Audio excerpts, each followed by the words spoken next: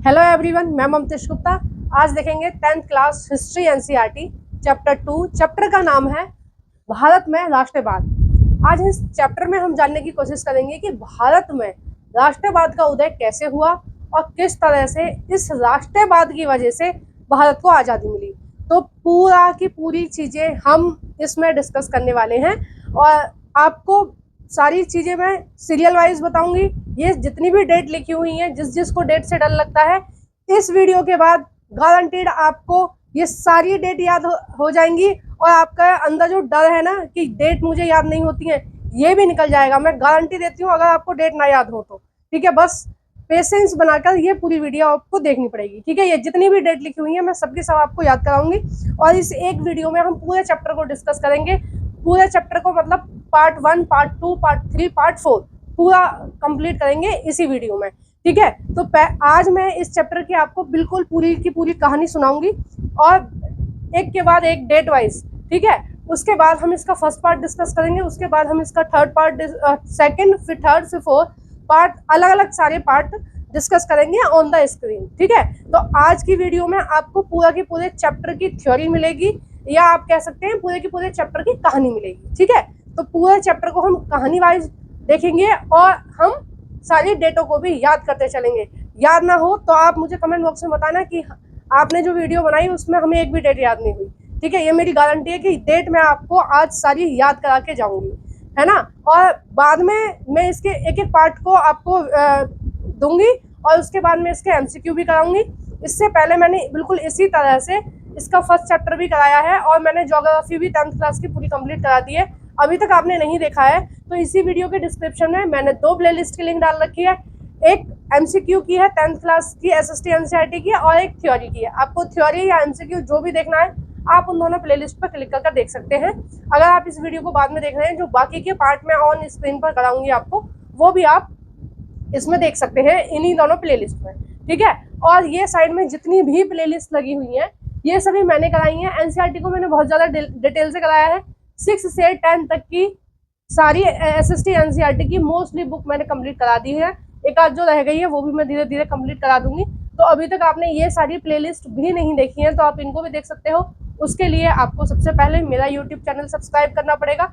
YouTube channel subscribe करने के बाद आप प्लेलिस्ट वाले ऑप्शन पर क्लिक कर अपनी आवश्यकता के अनुसार इन सारी प्लेलिस्टों को भी देख सकते हैं। आइए शुरू करते हैं, भारत में राष्ट्रवाद का उदय कैसे हुआ। ठीक है, राष्ट्रवाद क्या होता है हमने पिछली वीडियो में, पिछले चैप्टर में हमने डिस्कस किया था। तो राष्ट्रवाद क्या होता है, अपने राष्ट्र के प्रति अपनेपन की भावना, यानी कि एक तरह से देशभक्ति की भावना, देश प्रेम की भावना को हम क्या बोलेंगे, राष्ट्रवाद। ठीक है, जैसे हमारे यहाँ जो 1857 की क्रांति हुई उसमें कुछ लोगों को लग रहा था कि ये जो अंग्रेज है हमारे साथ अत्याचार कर रहे हैं, इनको भगाओ। कुछ लोगों को, मतलब मेनली राजाओं को लग रहा था। जनता बहुत ज्यादा इंक्लूड नहीं थी 1857 की क्रांति में। ठीक है, और 1857 की अगर हम क्रांति की बात करें तो उत्तर भारत ही था, यानी कि मध्य प्रदेश, उत्तर प्रदेश, ऊपर ऊपर वाला भारत। ठीक है, मध्य प्रदेश से ऊपर ऊपर वाला ही भारत उसमें सक्रिय था। नीचे वाले भारत यानी कि दक्षिण भारत ने बहुत ज्यादा उसमें प्रतिक्रिया अपनी नहीं दिखाई थी। तो हम वहां पर राष्ट्रवाद की बात नहीं कर रहे हैं, इसलिए चूंकि जो राष्ट्रवाद की अवधारणाएं है या धारणाएं या भावना है वो हमने कहाँ से ली, वो हमने ली यूरोप से। हमने जब भारत के लोग पढ़ने लिखने लगे और भारत पर कौन उपनिवेश कर रहा था, अंग्रेज। तो अंग्रेज क्या कर रहे थे कि भाई जिस भी देश में जाएंगे वो क्या करेंगे, अपनी भाषा को थोपेंगे, है ना। उसी तरह से वो अपनी भाषा को हमारे ऊपर थोप रहे थे, यानी कि इंग्लिश को हमारे ऊपर उन्होंने थोपा। और उन्होंने बाद में बोला कि भारत का जो इतिहास है वो बिल्कुल रद्दी है, भारत का भूगोल बिल्कुल रद्दी है, क्योंकि भाई वो तो हिंदी नहीं समझेंगे। अब उनको समझ में नहीं आ रहा तो सबसे आसान यही होता है ये कह देना कि तुम्हारा सब कुछ खराब है, सबसे आसान यही होता है। तो वो हमारा पढ़ना नहीं चाहते थे, तो उन्होंने क्या किया कि भारत का सब कुछ बेकार है और तुम कौन सा इतिहास पढ़ो, तुम यूरोप वाला पढ़ो। तो भारत के लोग क्या पढ़ रहे थे, यूरोप वाला इतिहास पढ़ रहे थे। ठीक है, तो यूरोप में जितनी भी क्रांतियां हुई, चाहे रूस की हुई, चाहे फ्रांस की हुई, जितनी भी क्रांतियां हुई, जैसे जैसे देश बने उन सभी चीजों को हमारे भारतीय लोग पढ़ रहे थे। ठीक है, तो वो जान पा रहे थे कि यूरोप में किस तरह से क्रांति हुई, राष्ट्रवाद का उदय कैसे हुआ, कैसे लोग एकजुट हुए, कैसे उन्होंने राजाओं की सत्ताओं को गिरा दिया और कैसे उन्होंने लोकतंत्र स्थापित किया। तो ये सारी चीज हमारे भारत में कहाँ से आई? कहीं ना कहीं यूरोप से आई। और यूरोप की चीज हमारे देश में कैसे आई? जब अंग्रेज हमारे ऊपर शासन कर रहे थे, ठीक है, जब अंग्रेज हमारे ऊपर शासन कर रहे थे तो उस समय वो हमें अपना इतिहास पढ़ा रहे थे। उस समय वो अपना भूगोल, अपना इतिहास, अपना विज्ञान, सब कुछ वो हमें अपना पढ़ा रहे थे ताकि हम उनके काम के लायक बन सके। यानी कि हम पढ़ेंगे लिखेंगे तभी वो हमें जॉब देंगे अपने ऑफिसों में, ठीक है। तो वो ऐसे लोगों को तैयार करना चाहते थे जो शकल से तो भारतीय हों लेकिन दिमाग से पूरी तरह यूरोपियन हो। यानी कि देखो, जो भी आप शिक्षा लेते हैं स्कूल में, कहीं ना कहीं आप पर उसका प्रभाव पड़ता है, डायरेक्टली या इनडायरेक्टली पड़ता ही है, ठीक है। इसमें कोई दो राय नहीं है कि आप पर प्रभाव नहीं पड़ता है। आप थोड़े दिन विज्ञान पढ़ेंगे तो आपको विज्ञान के बारे में अच्छी नॉलेज हो जाएगी, इतिहास पढ़ेंगे इतिहास के बारे में अच्छी नॉलेज हो जाएगी, ठीक है, भूगोल पढ़ेंगे भूगोल के बारे में अच्छी नॉलेज हो जाएगी। उसी तरह वो क्या चाह रहे थे कि यूरोप का इतिहास पढ़ के वो यूरोप जैसे बन जाए और यूरोप के प्रति क्या बन जाए? निष्ठावान बन जाए, ठीक है। इसलिए कहा जाता है कि स्कूलों में बिल्कुल पहली क्लास से ही बच्चों को देशभक्ति की भावना सिखानी चाहिए ताकि वो अपने देश के प्रति समर्पित रहे, ठीक है। तो हम बात कर रहे थे राष्ट्रवाद की। तो हमने जब यूरोप का इतिहास पढ़ा तो हमने जाना कि लोग कैसे एकत्रित हुए, कैसे संगठित हुए। तो हमने जाना कि अगर किसी भी देश की जनता चाहे एकजुट होकर तो वो किसी भी सत्ता को गिरा सकती है और अपने पसंद का कोई भी राजवंश बिठा सकती है सत्ता में, ठीक है। ये सब हमने कहाँ से सीखा? यूरोप से सीखा, है ना। तो हमारे देश में भी इस तरह की भावना चल रही थी अंग्रेजों के खिलाफ। लोग कुछ मात्रा में एकजुट हो रहे थे और वो समझ पा रहे थे कि अंग्रेज क्या कर रहे हैं, हमारे ऊपर अत्याचार कर रहे हैं, ठीक है। तो वो उनको कहीं ना कहीं समझ में आ रहा था कि जो हमारा आयुर्वेद चला आ रहा था हजारों साल से, जो हमारी ग्रंथ चले आ रहे थे हजारों साल से, उनका अंग्रेज क्या कर रहे हैं? बहिष्कार कर रहे हैं। तो वो लोगों को संगठित कर रहे थे रुमानी के जरिए, यानी कि गीतों के जरिए, कविताओं के जरिए, कहानियों के जरिए, और अपने पुराने इतिहास को बताने की कोशिश कर रहे थे, ठीक है। तो यहीं से लोगों में कहीं ना कहीं एकजुट होने की भावना आई और अपने राष्ट्र के प्रति समर्पण की भावना आई, अपने राष्ट्र के प्रति प्रेम जागने लगा, ठीक है। अब हम बात करते हैं आपके चैप्टर में जो ये कहानी स्टार्ट हो रही है, ये कहानी स्टार्ट हो रही है पहले विश्व युद्ध से, प्रथम विश्व युद्ध से ये कहानी स्टार्ट हो रही है। प्रथम विश्व युद्ध कब हुआ था? 1914 में हुआ था, ये आप सबको पता है। 9th में भी मैंने 10वीं बार बताया है और अभी पिछले चैप्टर में भी मैंने कई बार बताई ये चीज। तो प्रथम विश्व युद्ध कब स्टार्ट हुआ? 1914 में स्टार्ट हुआ। 1914 में जब प्रथम विश्व युद्ध स्टार्ट हुआ तो हमारे ऊपर अंग्रेज शासन कर रहे थे, तो अंग्रेज विश्व युद्ध भी लड़ रहे थे। कहाँ लड़ रहे थे? यूरोप में हुई थी। विश्व युद्ध की जो लड़ाई हुई थी वो मेनली यूरोप तक ही सीमित थी, ज्यादातर यूरोप के ही लोग थे। और जो इनडायरेक्टली देश थे, जैसे हमारा देश था, ठीक है, हमारा देश किसके साथ था? इंग्लैंड के साथ। क्यों? अब इंग्लैंड हमारे ऊपर शासन कर रहा था, तो इंग्लैंड ने क्या किया? जो हमारे यहाँ की सेना के लोग थे उनको वो इंग्लैंड लेके गया, उन्होंने अपने जो अपोजिट वाले लोग थे उनके सामने हमारे यहाँ की सेना को खड़ा कर दिया, ठीक है। तो जब 1914 में विश्व युद्ध स्टार्ट हुआ, प्रथम विश्व युद्ध, तो अंग्रेजों ने क्या किया? वो अपने देश का नुकसान नहीं कर रहे थे, वो हमारे देश का नुकसान कर रहे थे। उन्होंने क्या किया? एक्स्ट्रा उन्होंने हमारे ऊपर कर लगा दिए, ठीक है, टैक्स लगा दिए कि भाई जो जब युद्ध लड़ेंगे तो सेना के लिए खाने पीने के लिए कुछ चाहिए, है ना, उनकी वर्दी का चाहिए, और फिर जो टैंक वगैरह चल रहे हैं उनमें भी तो डीजल पेट्रोल कुछ डलेगा, उसके लिए भी पैसे चाहिए। फिर सेना इधर से उधर जा रही है, उसके लिए भी पैसे चाहिए। फिर सेना जो बम धमाके गोले छोड़ रही है उसके लिए भी चाहिए। जो एक एक गोला होता है ना, ऐसे फेंक के मारते हैं हाथ से, वो 1-1 लाख रुपए उसकी कीमत होती है, ठीक है। जो तोप में लगा के पहले चलते थे, अब तो भारत ने बहुत आगे वाले लेवल के हथियार बना लिए हैं। अपने भारत में ब्रह्मोस बनाया है, आपने देखा पाकिस्तान को किस तरह से मजा चखाया भारत ने 2-3 दिन में ही, ठीक है। और उन्होंने फिर युद्ध विराम के लिए भारत से आग्रह किया कि भाई युद्ध खत्म कर लो, हम आपकी ब्रह्मोस को नहीं सहन कर पाएंगे। मात्र 3-4 दिन में ही वहां पाकिस्तान में तबाही मचा दी थी।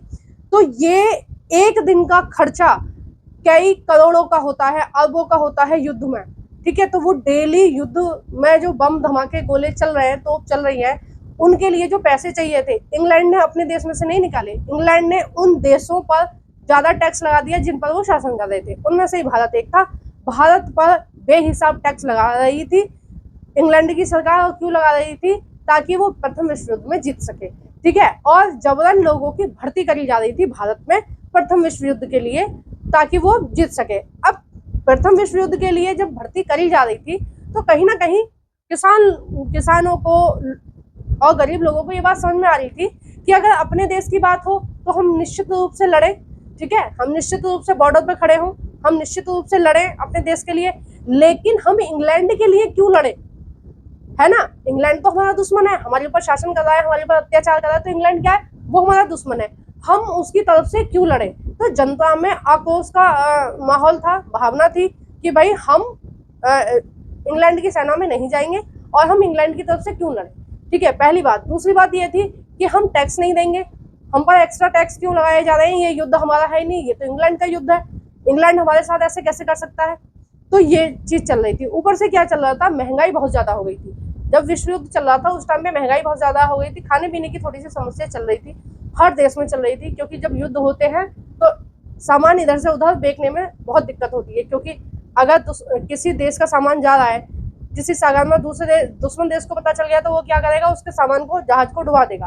तो इसलिए व्यापार बहुत ज्यादा प्रभावित होता है किसी भी युद्ध में, ठीक है। अब जैसे यूक्रेन जो है वो एक तरह से गेहूं के कटोरे वाला देश है, मतलब वहां पर बहुत ज्यादा मात्रा में गेहूं होता है, लेकिन जब से ये युद्ध स्टार्ट हुआ है, जब से गेहूं का आयात निर्यात सब कुछ खत्म हो गया है, ठीक है। भारत भी बहुत सारी चीजें यूक्रेन से ले रहा था पहले, अब वो सारी चीजें आनी बंद हो गई हैं क्योंकि युद्ध चल रहा है, तो आना जाना दिक्कत हो रही है। तो इसीलिए हमारे भारत में भी क्या हुआ, बहुत तेज गति से महंगाई बढ़ने लगी, टैक्स बढ़ने लगे और जनता में आक्रोश पैदा होने लगा कि हम इंग्लैंड की तरफ से क्यों लड़ें, अगर हमें लड़ना है तो हम भारत के लिए लड़ेंगे, ठीक है। ये तो है ना बात। अगर हम आपसे कहें कि आप दूसरे देश से लड़ने के लिए चलो, तो आप थोड़ी जाओगे। अगर आपसे कहा जाए कि आप अपने देश की रक्षा के लिए चलो, तो आप तैयार हो जाओगे कि हाँ भाई हमारा कर्तव्य है, हम इस देश के नागरिक हैं, हम इस देश की रक्षा करेंगे, है ना। तो वो उस तरह का ही माहौल बन रहा था। अब ये सारी चीजें चल रही थी। इससे पहले वाली अगर हम कहानी में जाएं तो महात्मा गांधी रह रहे थे दक्षिण अफ्रीका में, ठीक है। अफ्रीका महाद्वीप तो आप जानते होंगे, अफ्रीका महाद्वीप के सबसे नीचे वाले छोर पर दक्षिण अफ्रीका है, वहां पर महात्मा गांधी रहते थे। वो बैरिस्टर थे, ठीक है, यानी कि उन्होंने वकालत कर रखी थी और वकील थे वो वहां पर, ठीक है। तो वहां पर एक आंदोलन चल रहा था, वो चल रहा था रंगभेद का आंदोलन। क्या था कि अफ्रीका के लोग होते हैं बिल्कुल काले, आपको पता ही है, जो देश भूमध्य रेखा के आसपास रहेंगे वो कैसे रहेंगे, वो काले रहेंगे, ठीक है। तो अफ्रीका के सारे लोग काले हैं। तो जो अंग्रेज अफ्रीका में जो शासन कर रहे थे वो क्या सोचते थे कि अफ्रीका के लोग कैसे निम्न श्रेणी के हैं, ठीक है, बेकार लोग हैं, अनपढ़ लोग हैं, गरीब लोग हैं, उनसे घृणा करते थे। और घृणा इस कदर थी कि वो ट्रेन में, बस में, किसी में भी चेयर पर बैठकर सफर नहीं कर सकते थे, अगर उनको बैठना है तो नीचे बैठना पड़ेगा, ठीक है। ऐसी एक घटना महात्मा गांधी के साथ हुई। महात्मा गांधी भी जा रहे थे ट्रेन में बैठकर, तो एक अंग्रेज आया, क्योंकि महात्मा गांधी भी काले थे अफ्रीकन लोगों की तरह, ठीक है। तो उनको, महात्मा गांधी को क्या बोला उन्होंने कि भाई चेयर पर से हट जाओ, क्योंकि इस पर तुम्हें बैठने का अधिकार नहीं है, क्योंकि तुम काले हो, ठीक है। अभी भी चलता है यूरोप में ये जो रंग भेद है, काले गोरे का जो भेदभाव है वो अभी भी चलता है। तो वहां पर इससे उनको बुरा लगा गांधी जी को, और उन्होंने एक आंदोलन छेड़ा कि काला होना कोई अपराध थोड़ी है, कोई व्यक्ति काला है या कोई व्यक्ति गोरा है, हम इस आधार पर लोगों को अधिकार दे रहे हैं या उनसे अधिकार छीन रहे हैं, ये गलत है। आंदोलन चलाया और दक्षिण अफ्रीका में इस आंदोलन को पूरी सफलता मिली। वहां के जो काले लोग थे उनको अधिकार मिले कि वो जॉब कर सकते हैं, वो पढ़ाई कर सकते हैं गोरे लोगों के साथ, ठीक है। वहां पर गोरे लोगों के साथ बैठकर काले बच्चे पढ़ नहीं सकते थे। अगर काले बच्चों को पढ़ना है तो वो क्या करेंगे, क्लास के बाहर खड़े रहेंगे, गोरे बच्चे सीट पर बैठेंगे। देखो कितना बड़ा अन्याय है, ठीक है। तो भेदभाव हर देश में होता है, आप जहां भी होता है आपको अपने लिए खुद ही आवाज उठानी पड़ती है। वहां पर आवाज उठाई हमारे गांधी जी ने। तो जो गांधी जी के गुरु थे वो उन्होंने ये देखा कि उन्होंने आंदोलन को सफलतापूर्वक कंप्लीट किया है, तो उन्होंने क्या बोला कि गांधी जी से बोला कि तुम भारत आओ, अपने देश आओ लौट के, और तुम्हें क्या करना है, यहाँ पर इसी तरह का आंदोलन चलाना है और भारत के लोगों को इन अंग्रेजों से मुक्ति दिलानी है। तो गांधी जी आए, और गांधी जी कब आए, गांधी जी आए 9 जनवरी 1915 को गांधी जी भारत आए।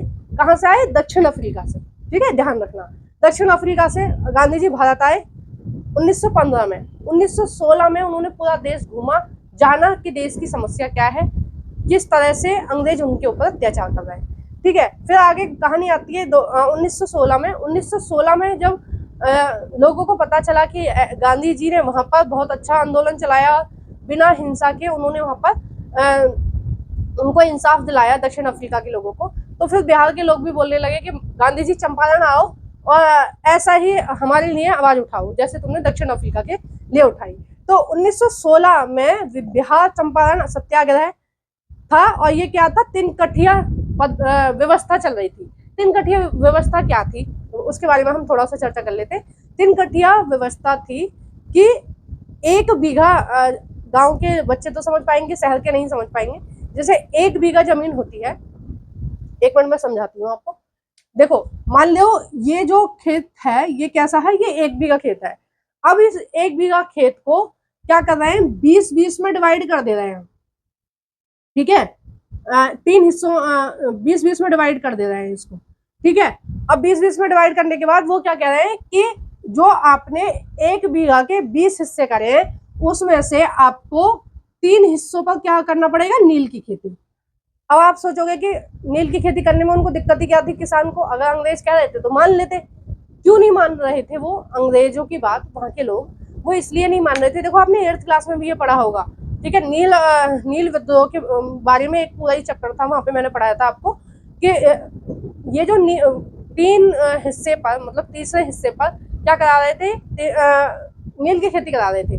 तो लोग नील की खेती इसलिए नहीं करना चाहते थे क्योंकि उस समय देश में पहले से ही अनाज की बहुत ज्यादा मांग थी, तो अनाज ठीक ठाक रेट में बिक रहा था। नील उगाने से उनको उतने पैसे नहीं देते थे अंग्रेज। ठीक है, ऊपर से नील में मेहनत बहुत करनी पड़ती है, 7-8 घंटे किसानों को पानी में खड़ा रहना पड़ता था नील बनाने के लिए। ठीक है, उन पेड़ों से नील बनाने के लिए। दूसरी चीज ये थी कि किसानों के मतलब की वो कोई चीज नहीं थी। अगर अनाज होता है तो किसान क्या करते हैं, खुद खा भी सकते हैं और पड़ोसी वगैरह को उसके बदले दे सकते हैं, उसके बदले में दाल है, चावल है, कुछ भी ले भी सकते हैं। ठीक है, लेकिन नील का क्या था, नील के लिए जो बीज वगैरह है वो भी अंग्रेज देते थे, और जब नील बन के तैयार होता था तो उस नील को भी अंग्रेज ही खरीदते थे। ठीक है, तो अंग्रेज उनको मुनाफा नहीं देते थे किसानों को, मतलब 4 गुना ज्यादा मेहनत करनी पड़ती थी नील की खेती में और उनको पैसे कुछ भी नहीं मिलते थे। ठीक है, ना के बराबर। और नील की वजह से क्या होता था, कर्ज पे कर्ज चढ़ता रहता था। ठीक है, किसानों के ऊपर। तो किसानों को ये चीज समझ में आ रही थी कि भाई हम नील की खेती नहीं करेंगे, हम क्या करेंगे, हम अनाज उगाएंगे। ऊपर से एक और दिक्कत थी कि जो नील की खेती होती है ना वो अच्छे खेत में होती है। ठीक है, जो बढ़िया खेत होते हैं उनमें होती है। तो बढ़िया खेत में अगर नील उगाएंगे तो बेकार खेत में क्या उगाना पड़ेगा, अनाज उगाना पड़ेगा, गेहूं और चावल उगाना पड़ेगा। तो गेहूं चावल की खेती तो खराब हो जाएगी। ठीक है, नील तो अच्छे हो जाएगा लेकिन गेहूं चावल खराब हो जाएंगे। और अंग्रेज क्या कर रहे थे, जो बढ़िया एरिया होता था खेत का, उस एरिया पर वो नील उगवाते थे और गेहूं चावल इस तरह से खराब होने लगे किसानों के, और किसान परेशान थे। तो यहाँ पर एक आंदोलन चलाया महात्मा गांधी ने, किसानों की तरफ से आवाज उठाई और उन्होंने बोला कि ये मर्जी किसान की होनी चाहिए कि किसान को अपनी खेत पर नील की खेती करनी है या नहीं करनी है। ये किसान का अपना डिसीजन होना चाहिए, ना कि सरकार दबाव बना सकती है कि आपको अपने 1/3 हिस्से पर नील करना ही करना है। तो ये नहीं होना चाहिए। ठीक है, तो बाद में ये जो आंदोलन था 1916 वाला जो आंदोलन था, इसमें कामयाबी हासिल हुई और जो बिहार के लोग थे, जो चंपारण के लोग थे, उनको छूट मिल गई कि हाँ भाई वो अपनी मर्जी से उनका जो मनाएगा वो उगा सकते हैं। जब ये सफल हुआ आंदोलन तो 1917 में फिर एक खेड़ा का सत्याग्रह हुआ। ठीक है, देखो सत्याग्रह का आपको मतलब समझ में नहीं आ रहा होगा, मैं बताती हूँ। सत्याग्रह या आंदोलन एक ही बात होती है, अलग अलग बात नहीं होती है। सत्याग्रह भी कह सकते हैं उसको, आंदोलन भी कह सकते हैं। सत्याग्रह जो शब्द है उसका अर्थ है कि अगर आपके साथ कोई भी अन्याय हो रहा है तो अपनी सही बात को, अपनी सच्ची बात को आप रख सकते हैं, उसके लिए आप आंदोलन कर सकते हैं। और अपनी सही बात को रखने के लिए आपको किसी भी तरह की सामने वाले के साथ मारपीट करने की जरूरत नहीं है, हिंसा करने की जरूरत नहीं है, खून खराबा करने की जरूरत नहीं है। यानी कि आप बिल्कुल शांति से, बिल्कुल विनम्र होकर समझा सकते हैं सामने वाले को, कह सकते हैं कि आप हमारे साथ अन्याय कर रहे हो और आप ऐसा नहीं कर सकते हो हमारे साथ। बिल्कुल विनम्र तरीके से करना है ये चीज। ठीक है, मारा पीटी या आगजनी ये सब नहीं करना है। जैसे आज भी आंदोलन करते हैं, ज्यादातर आंदोलन कैसे होते हैं कि शांतिपूर्ण तरीके से वहां बैठे रहते हैं लोग भूख हड़ताल पर, या जैसे भी वो मना सके सरकार को, कि हमारे खिलाफ ये अन्याय हो रहा है और आप इस चीज को वापस कीजिए, और होता भी है। जैसे किसानों के जो 3 काले कानून थे, 3 काले कानून के नाम से वो आंदोलन कर रहे थे, बाद में बीजेपी की सरकार ने उन कानूनों को वापस ले लिया था, ठीक है। और बहुत सारे ऐसे कानून आए जिनके खिलाफ आंदोलन हुए बिल्कुल शांतिपूर्ण तरीके से, बिना मारपीट, बिना दंगे, बिना लड़ाई, बिना झगड़े, और वो बाद में वापस हुए। तो ये जो पद्धति चली आ रही है, ये जो सीख चली आ रही है कि भाई बिना मारपीट के बिल्कुल शांतिपूर्ण तरीके से हम आंदोलन करेंगे और हमें क्या मिलेगा, हमें इन सब चीजों से आज़ादी मिलेगी, उस अत्याचार से आज़ादी मिलेगी, उस शोषण से आज़ादी मिलेगी जो हमारा हो रहा है। तो आप समझ पा रहे होंगे सत्याग्रह का क्या मतलब होता है। सत्याग्रह का मतलब है कि अपनी बात को शांतिपूर्ण तरीके से, अपने सच को शांतिपूर्ण तरीके से अपने विरोधी के सामने रखना, ठीक है। ये आपकी बुक में भी ऐसे ही दे रखा है। तो आपने जाना तिनकठिया क्या है। अब देखो गुजरात के खेड़ा में सत्याग्रह, गुजरात में क्या हुआ 1917 में कि भारत में 1916-17 के आसपास एक बीमारी चली थी, प्लेग की बीमारी। वो किसकी वजह से हो रही है, वो चूहों की वजह से हो रही थी। अब वो महामारी इतनी ज्यादा फैल रही थी कि उस समय भी करोड़ों लोग मर गए थे, ठीक है, करोड़ों लोग मर गए थे उस समय भी, है ना। जबकि हमारी भारत की जनसंख्या बहुत कम थी, उसके बावजूद भी करोड़ों लोग मर गए थे। तो ये जो लोग मर रहे थे उनकी वजह से खेती भी प्रभावित हुई, ठीक है। तो खेत में उतना अनाज नहीं हो पाया जितना होना चाहिए था। ऊपर से सरकार का जो रवैया था वो सख्त था, वो टैक्स पे टैक्स बढ़ाई जा रही थी, क्योंकि विश्व युद्ध कब से कब तक चला, 1914 से 1918 तक चला। अब युद्ध के लिए पैसे चाहिए, इंग्लैंड पैसे अपने देश से तो निकाल के दे नहीं रहा था, वो क्या कर रहा था, भारत जैसे देशों पर दबाव बना रहा था जिसमें वो अपना उपनिवेश कर रहा था, यानी कि जिन देशों में वो अपना शासन कर रहा था। तो ऐसे ही उसने गुजरात के किसानों पर दबाव बनाया कि भाई टैक्स बढ़ गया, टैक्स दो। तो यहाँ के लोगों ने गांधी जी को बुलाया और गांधी जी के देख रेख में ये पूरा आंदोलन चला, ये पूरा सत्याग्रह चला, और जीत किसकी हुई, गुजरात के किसानों की, ठीक है। नेक्स्ट अगली साल क्या हुआ, फिर 17 में गुजरात गए, 18 में फिर अहमदाबाद के जो मील के जो मजदूर थे उन्होंने बुला लिया महात्मा गांधी को कि आप आ जाओ हमारे यहाँ, हम भी दुखी हैं। अब अहमदाबाद में क्या चल रहा था, अहमदाबाद में चल रहा था कि जो फैक्ट्री के जो मालिक थे वो मजदूरों की मजदूरी नहीं बढ़ा रहे थे। क्यों नहीं बढ़ा रहे थे, क्योंकि फैक्ट्रियों पे टैक्स लग रहा था, ठीक है। तो वो अंग्रेजों का टैक्स देना पसंद कर रहे थे, लेकिन मजदूरों की मजदूरी नहीं बढ़ा रहे थे। मजदूर बेचारे बहुत ज्यादा परेशान थे। ऊपर से जो बोनस दिया गया था दिवाली का, उसको भी कंपनी वापस ले रही थी, मतलब मिल जो थी वो वापस ले रही थी। इसके लिए आंदोलन चल रहा था। बाद में इस आंदोलन में भी जो मिल के मजदूर थे उनकी जीत हुई, ठीक है। इस सत्याग्रह में भी क्या हुआ, उनकी जीत हुई और उनके वेतन में वृद्धि हुई, ठीक है। जो वेतन की वृद्धि के लिए वो आंदोलन चला रहे थे उसमें भी फायदा हुआ। अब महात्मा गांधी का जो कॉन्फिडेंस लेवल था वो एकदम सुपर पावर की तरह काम कर रहा था, और महात्मा गांधी जी ये समझ पा रहे थे कि ये जो तरीका है अपनी सही बात को रखने का, वो बिल्कुल सही तरीका है, ठीक है, हमें ऐसे ही रखना है। अब लोगों का भी कॉन्फिडेंस लेवल बढ़ रहा था कि भाई अगर कोई आज़ादी दिला सकता है तो वो कौन दिलाएंगे, गांधी जी, क्योंकि ये तो बहुत चमत्कार हो रहा है कि ये कोई मारपीट नहीं, कोई लड़ाई नहीं, कोई झगड़ा नहीं, और हमारी बात मान रहे हैं अंग्रेज। तो कहीं ना कहीं एक जादू की छड़ी वाली चीज चल रही थी लोगों के ऊपर, और सही भी था ये, ठीक है, इसमें कोई गलत नहीं था, इसमें कोई दो राय नहीं थी। अंग्रेजों को ये सारी चीजें बहुत खल रही थी, वो अधिकार दे रहे थे, टैक्स में कमी कर रहे थे, आंदोलन के आगे झुक रहे थे, लेकिन उनको ये सारी चीजें बहुत बुरी लग रही थी कि भाई क्या हो रहा है, ब्रिटिश जो सरकार है वो कहीं ना कहीं हारती जा रही है किसके सामने, भारत की जनता के सामने। अब इस सब को कंट्रोल करने के लिए, ये तो कुछ आंदोलन है जो किताब में लिखे हुए हैं, ऐसे बहुत सारे छोटे मोटे आंदोलन चल रहे होंगे उस समय, गाँव में, देहात में, शहरों में, ठीक है। और हर जगह क्या हो रहा था, उनको अंग्रेज सरकार को झुकना पड़ रहा था। तो अंग्रेज सरकार एक एक्ट लेके आई जिस एक्ट को बोला गया रॉलेट एक्ट, ठीक है, या फिर हम कई बार उसको बोलते हैं रॉलेट एक्ट या सत्याग्रह आया, ठीक है। तो इसमें रॉलेट एक्ट में क्या हुआ, रॉलेट एक्ट क्या था, रॉलेट एक्ट था, अंग्रेज समझ पा रहे थे जहां भी 4-6 लोग जुड़ते हैं ये हमारे खिलाफ साजिश करते हैं, और क्या कहते हैं भाई अंग्रेज सरकार का दमन करो, ठीक है। तो हमें क्या करना है, हमें ये करना है कि कोई भी जो आंदोलन है वो हो ही ना पाए, मतलब लोग एकजुट हो ही ना पाए, तो सीधे सीधे फिर कोई आंदोलन नहीं हो पाएगा, तो फिर हमें झुकना नहीं पड़ेगा। तो उन्होंने एक नियम लेके आए रॉलेट एक्ट। उस रॉलेट एक्ट में क्या था कि किसी भी व्यक्ति को बिना नोटिस दिए, बिना उसका अपराध जाने उसको उठा के जेल में बंद कर देंगे। ठीक है, मतलब अगर सरकार को या पुलिस को ऐसा लगता है कि ये आदमी आंदोलन करने वाला है, ये आदमी दंगे फैलाने वाला है, ये आदमी जनता को भड़का रहा है, अगर उनको ऐसा लगा तो वो उठा के बंद कर देंगे, चाहे उस व्यक्ति के खिलाफ कोई सबूत ना हो, कोई गवाह ना हो और कोई ऐसी चीज ना निकले कि वो इन सारी चीजों में इन्वॉल्व था। यानी कि सीधे सीधे वो क्या कर रहे थे कि जो भी आंदोलन के लिए आवाज उठाएगा, जो भी ज्यादा नेता बनेगा, उसको हम जेल में बंद कर देंगे। ठीक है, ये नियम आया। इस नियम को बोला गया शैतान की करतूत। ठीक है, इसको बोला गया अभिव्यक्ति की आजादी पर अंकुश। अभिव्यक्ति की आजादी मतलब स्वतंत्रता से किसी से भी बोलने की आजादी, किसी के साथ बैठने की, किसी के साथ बात करने की, अपनी बात को शांतिपूर्ण तरीके से रखने की आजादी, इसको बोलते हैं अभिव्यक्ति की आजादी। ठीक है, तो इस आजादी पर पूरी तरह से अंकुश था। ठीक है, तो इसको क्या बोलते हैं, शैतान की करतूत बोला किसी आंदोलनकारी ने। किसी ने बोला कि ये क्या है, ये अभिव्यक्ति की आजादी पर अंकुश है। ठीक है, तो बहुत सारे नामों से जाना गया है, ये काला कानून भी इसको बोला गया था उस टाइम पे।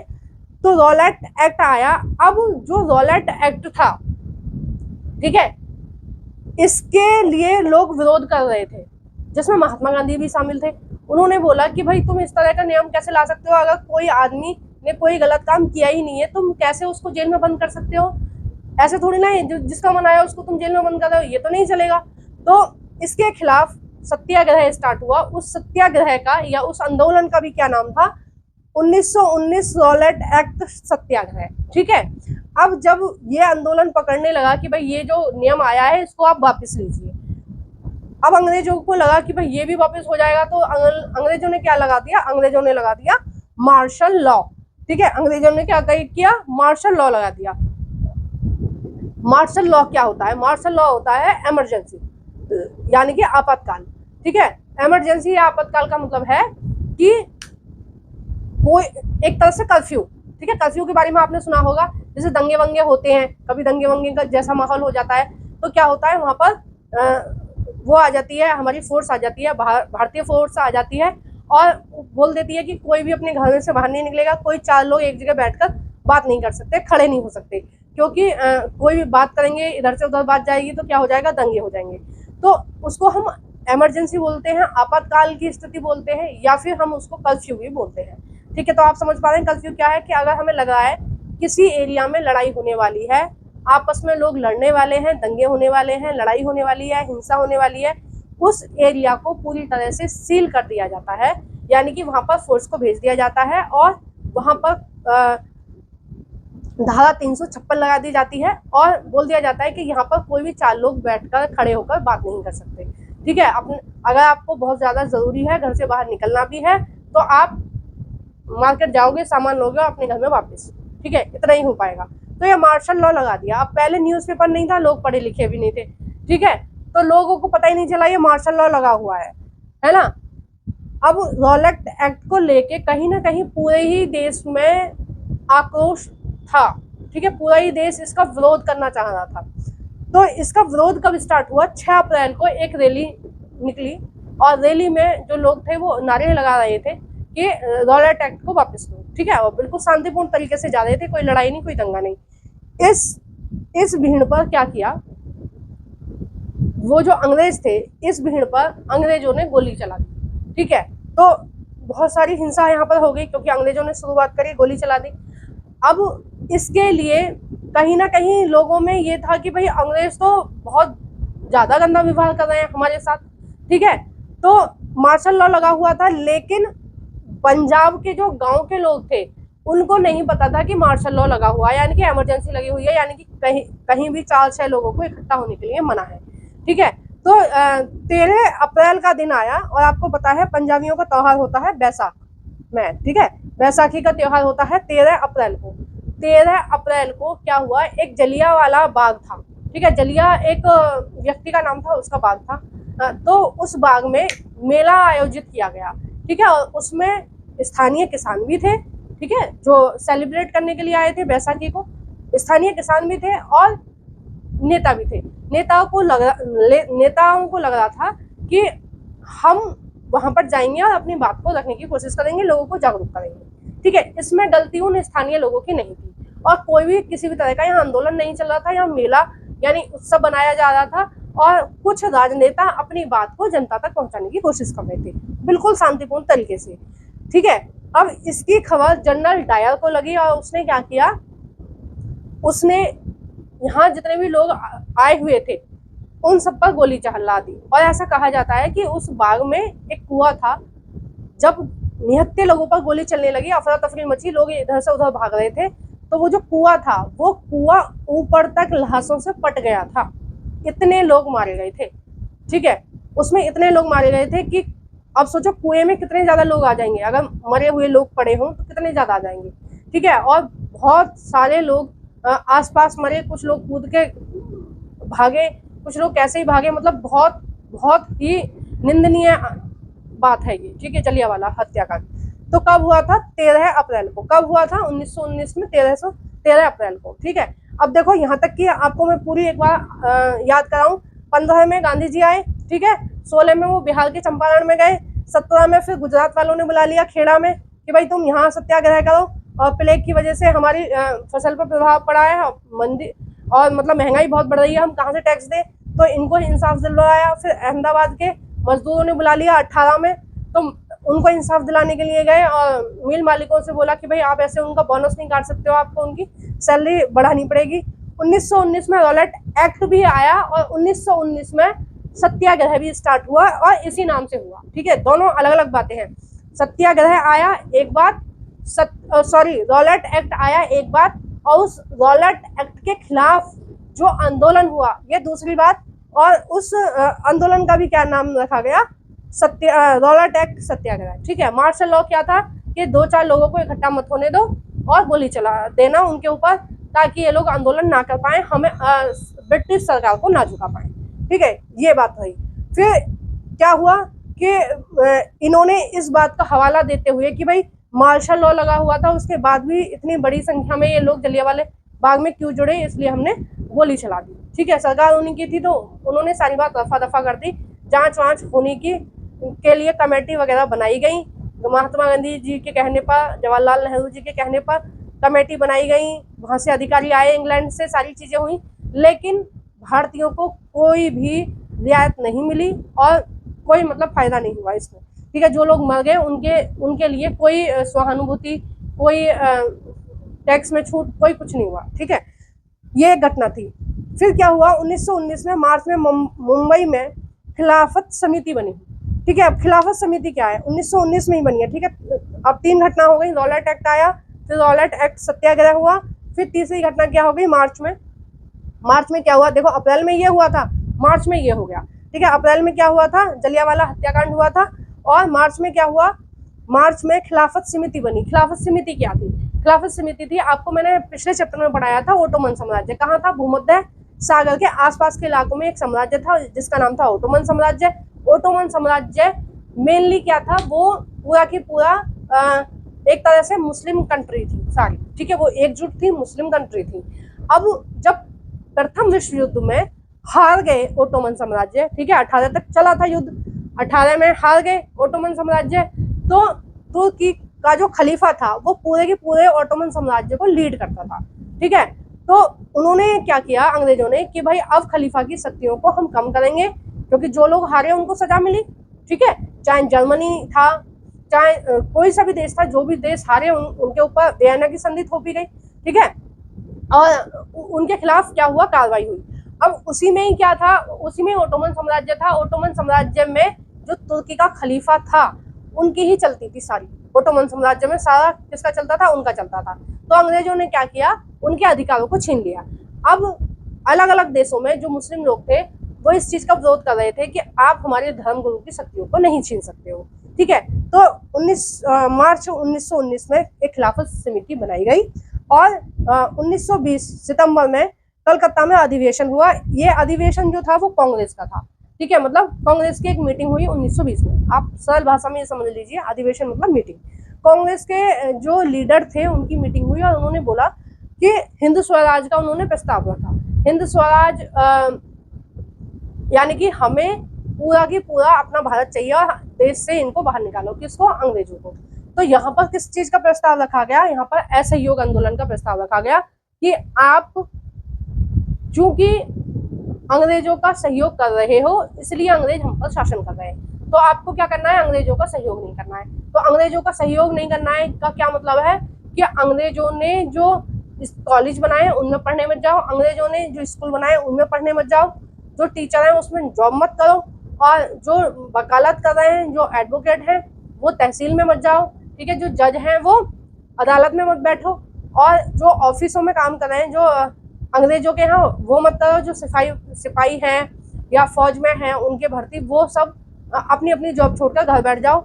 अगर हम ये आइडिया अपनाएंगे तो कुछ ही महीनों में जो अंग्रेज हैं ये वापस चले जाएंगे अपने देश। और कहीं तक बात सही भी थी, और इस आंदोलन का बहुत गहरा प्रभाव अंग्रेजों पर पड़ा भी था। ठीक है, तो ये प्रस्ताव कहाँ रखा गया, 1920 में रखा गया, कलकत्ता अधिवेशन में। ठीक है, फिर दूसरी मीटिंग दूसरे महीने हुई कि भाई इस जो ये प्रस्ताव है जो रखा गया है उसको आप मंजूरी दे दो और कह दो कि हाँ भाई पूरे देश में ऐसे ही आंदोलन जो है वो स्टार्ट हो जाना चाहिए। तो 1920 में जो दिसंबर था उसमें नागपुर अधिवेशन हुआ, यानी कि दिसंबर में फिर मीटिंग हुई कांग्रेस की 1920 में ही, और ये जो असहयोग आंदोलन का प्रस्ताव है वो पास हो गया, यानी कि असहयोग आंदोलन स्टार्ट हो गया दिसंबर 1920 से। ठीक है, अब जब असहयोग आंदोलन स्टार्ट हो गया, और इसी अधिवेशन में क्या कहा गया था कि ये जो खिलाफत आंदोलन चल रहा है ना, ठीक है, जो खिलाफत आंदोलन चल रहा है, महात्मा गांधी जी की ये रणनीति थी कि सारे भारतीय अगर एक हो जाएंगे तो अंग्रेजों को भगाने में आसानी रहेगी। ठीक है, क्योंकि एकता में शक्ति होती है। तो गांधी जी ने क्या किया कि तुम सारे लोग क्या करो, एकजुट हो जाओ। एकजुट होने के लिए क्या करना है कि उनका जो खिलाफत आंदोलन चल रहा है ना अंग्रेजों के खिलाफ, क्योंकि वो खलीफा की शक्तियों को छीन रहे थे, तुर्की का जो खलीफा था उसकी शक्तियों को छीन रहे थे।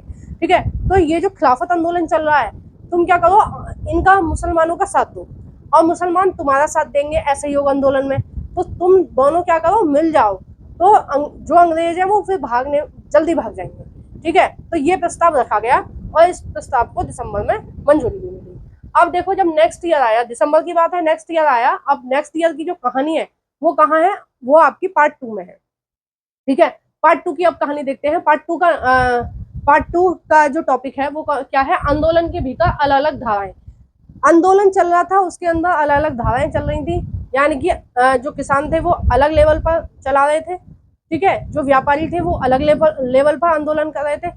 हर व्यक्ति अपने अलग अलग लेवल पर आंदोलन कर रहा था, और जो दलित थे वो उनका अपना अलग आंदोलन चल रहा था।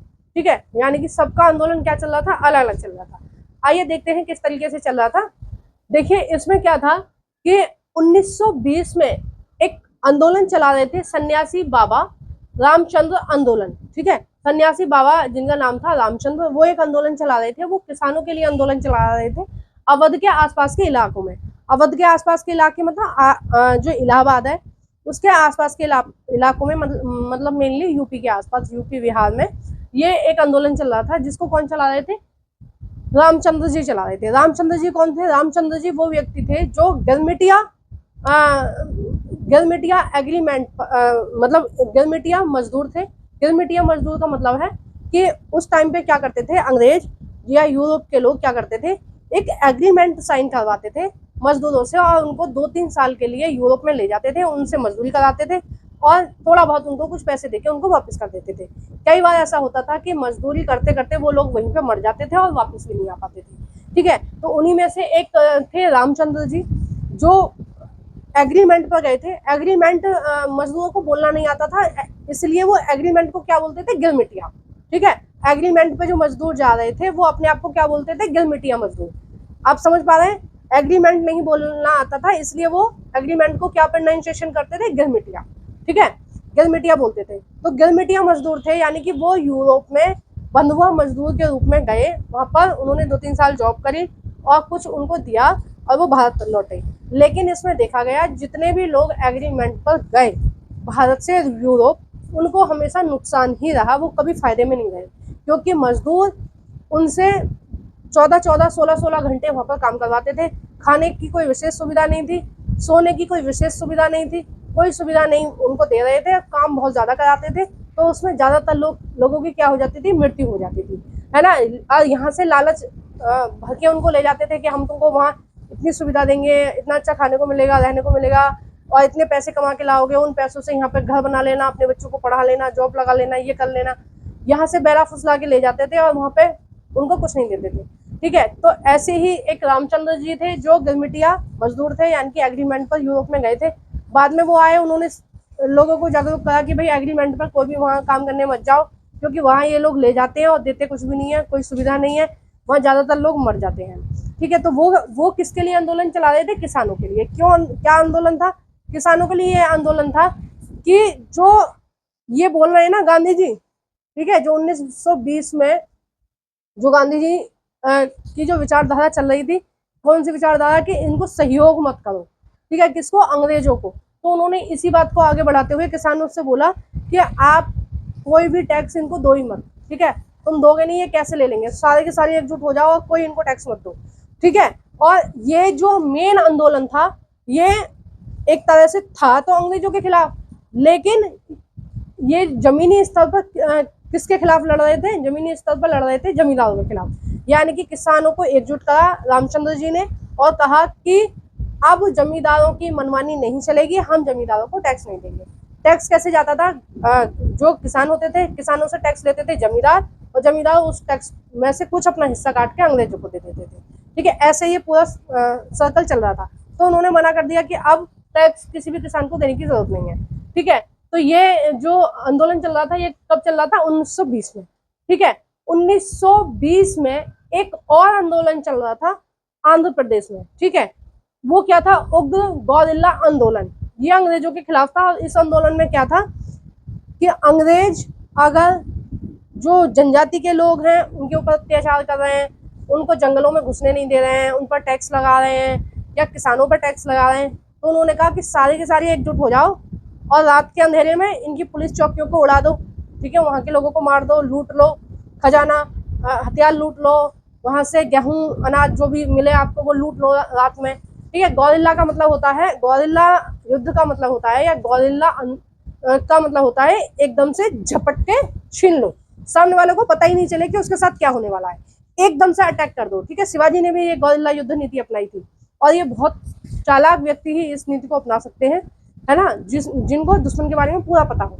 तो ये वाली युद्ध नीति यहाँ पर आंदोलन इन्होंने चलाया कि अगर अंग्रेज आपके खिलाफ कोई भी कार्रवाई कर रहे हैं तो आप भी अंग्रेजों के खिलाफ करो और एकदम से टूट पड़ो और अंग्रेजों को मार दो। ठीक है, जब अंग्रेज मारे जाएंगे तो क्या होगा? फिर वो आपके खिलाफ कुछ भी नहीं कर पाएंगे। ठीक है, अब इस आंदोलन की भनक किसको पड़ गई? अब जब अंग्रेज लोग मरेंगे तो जाके शिकायत करेंगे अपने पापा से कि भाई हम तो पिट के आ रहे हैं भारतीयों से। तो उन्होंने क्या किया? उन्होंने कहा कि जो आंदोलन जो मेन चला रहा था, ये जो गौरिल्ला आंदोलन चला रहा है, मेन कौन चला रहा था? अल्लूरी सीताराम राजू। ठीक है, ये उनका पूरा नाम है, आंध्र प्रदेश के थे अल्लूरी सीताराम राजू। ठीक है, ये चला रहे थे। तो इनके खिलाफ कार्रवाई हुई, इनको पुलिस पकड़ कर ले गए और बाद में 1924 में इनको फांसी की सजा दे दी गई। ठीक है, कि अगर इनको हम फांसी पे चढ़ा देंगे तो ये जो गौरिल्ला आंदोलन है ये खत्म हो जाएगा। ठीक है, और काफी असर पड़ा। अब कोई लीडर जो उसको लीड कर रहा है, वो जो लोगों को मार्गदर्शन दे रहा है, अगर वही नहीं रहेगा, उनका मार्गदर्शन खत्म हो जाएगा तो क्या होगा? फिर तो सामने वाली पार्टी जीत जाएगी। ठीक है, तो यही हुआ। अब देखो, इस 24 को भूल जाओ, हम लाइन से चल रहे हैं, लाइन से ही मैं आपको बताऊंगी दोबारा। 15 में गांधी जी आए, 16 में वो बिहार के चंपारण में गए। ठीक है, तीन कठिया का मतलब है कि तिहाई हिस्से पर उनको क्या करना पड़ता था? नील की खेती, एक तरह से नील विद्रोह। ठीक है, और इसमें जीत किसकी हुई? किसानों की हुई। किसने दिलवाई? गांधी जी ने दिलवाई। 1917 में गुजरात में हुआ था खेड़ा का सत्याग्रह, इसमें भी किसानों की जीत हुई। फिर 18 में मील के जो मजदूर थे उन्होंने आवाज उठाई, उनकी भी जीत हुई। 1919 में रॉलेट एक्ट आया, उसके खिलाफ एक सत्याग्रह छोड़ा गया, रॉलेट एक्ट सत्याग्रह। ठीक है, फिर मार्शल लॉ भी 1919 में ही आया था। 1919 में एक और घटना हुई, मुंबई में खिलाफत समिति बनाई गई, यानी खिलाफत आंदोलन क्या था? जो तुर्की का राजा यानी खलीफा था, उसके अधिकार अंग्रेजों ने छीन लिए थे। ठीक है, तो वो जो भी मुस्लिम लोग थे वो आंदोलन कर रहे थे कि आप हमारे खलीफा के लिए ऐसा काम नहीं कर सकते हो। 1920 में कलकत्ता अधिवेशन हुआ, जिसमें असहयोग आंदोलन की बात रखी गई, और 1920 में दिसंबर में नागपुर अधिवेशन हुआ और यहाँ पर असहयोग आंदोलन को पास कर दिया गया, और साथ में बोल दिया गया कि हम मुस्लिमों का साथ देंगे खिलाफत आंदोलन में और मुस्लिम हमारा साथ देंगे असहयोग आंदोलन में। और ऐसा हुआ भी।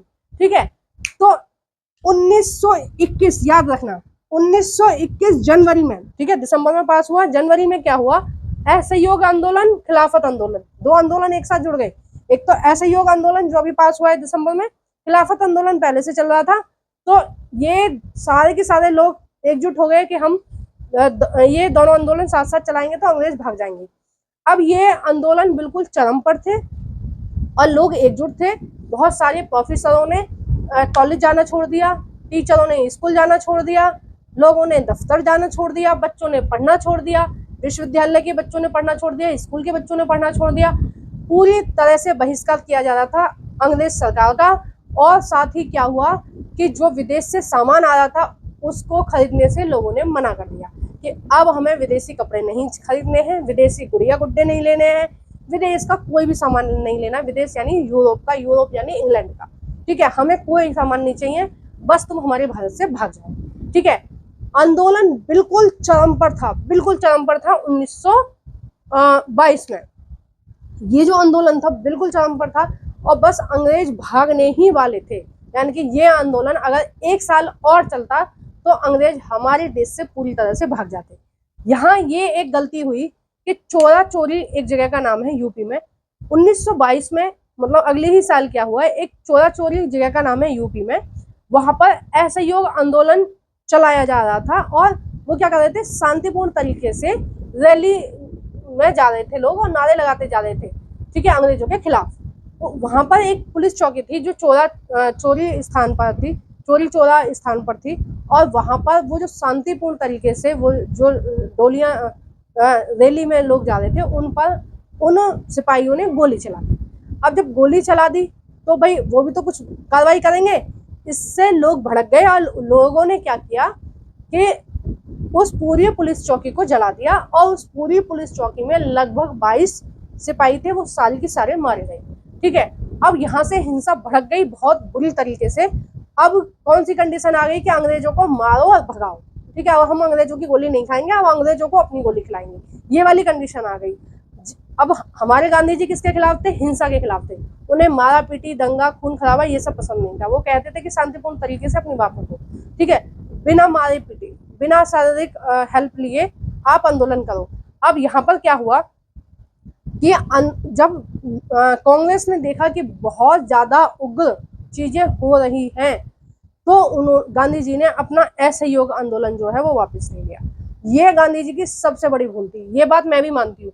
अब 2021 में जिन लोगों ने अपनी सरकारी नौकरी छोड़ दी, जिन बच्चों ने अपना पढ़ना छोड़ दिया, उनकी क्या गलती थी, किसका साथ दे रहे थे, वो गांधी जी का साथ दे रहे थे ना।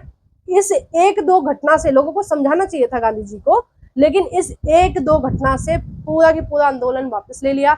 सुभाष चंद्र बोस जी ने गहरी निंदा की थी कि महात्मा गांधी जी ने ये बहुत गलत काम करा। उन्होंने बोला अपने शब्दों में कि अगर कन्याकुमारी के किसी एक गांव ने कोई गलती करी तो उसकी सजा कश्मीर का कोई गांव क्यों भुगते। यानी कि पूरे भारत में किसी एक जगह हिंसा हुई तो उसका खामियाजा पूरा भारत क्यों भुगते, क्योंकि जॉब तो पूरे भारत ने छोड़ी, पढ़ना लिखना तो पूरे भारत ने छोड़ा, अपनी डॉक्टर की जॉब तो पूरे भारत ने छोड़ी, वकील की जॉब पूरे भारत ने छोड़ी, इंजीनियर, बहुत सारे पोस्ट पर लोग थे, सारी नौकरी छोड़ी। तो ये सारी घटना कब हुई, 1922 में हुई। और 1922 में गांधी जी ने ये आंदोलन वापस लिया। वाकई में ये बहुत बड़ी गलती हुई थी।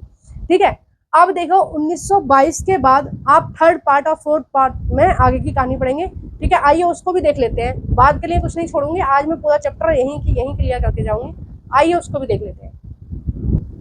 आइए अब देखते हैं पार्ट 3। पार्ट 3 में था सैन्य अवज्ञा की ओर।